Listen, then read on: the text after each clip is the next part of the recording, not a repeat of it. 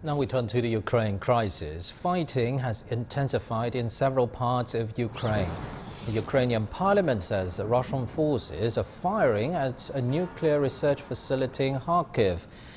Kyiv regional governor says Russian forces have taken control of a town near a defunct Chernobyl nuclear plant.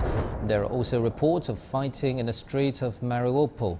Ukrainian President Volodymyr Zelensky has asked for 1% of NATO's aircraft and 1% of tanks stockpiled by NATO. Meanwhile, UN figures show more than 3.7 million refugees have fled Ukraine to other countries.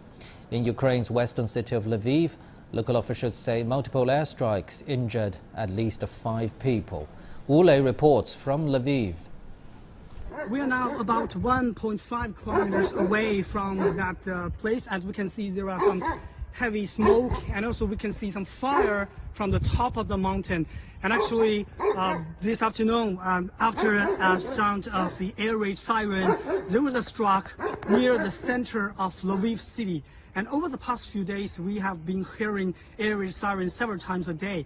But this strike was the nearest over the past few weeks.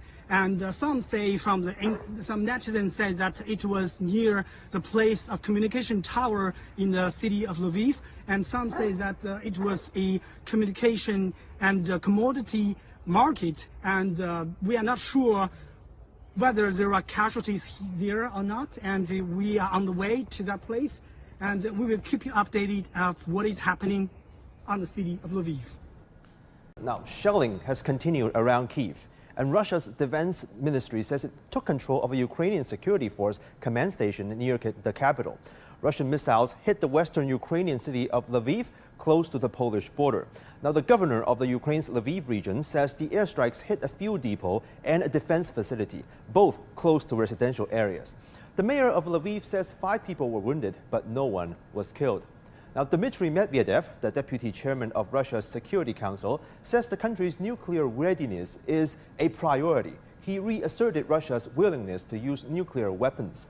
Ukrainian President Volodymyr Zelensky responded in a video address to the Doha Forum by saying Russia is a global threat.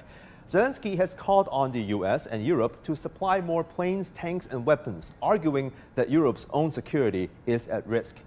Ukrainian officials say 10 humanitarian corridors were opened on Saturday, allowing more than 5,000 civilians to evacuate. Russian officials say safe passage is open for foreign ships to sail into international waters from Ukrainian ports. Russia says some 67 foreign ships are still stranded in Ukraine. Meanwhile, Polish authorities say some 30,000 Ukrainians crossed into Poland on Friday. The United Nations estimates nearly 3.8 million people have fled Ukraine since February the 24th. Bandung.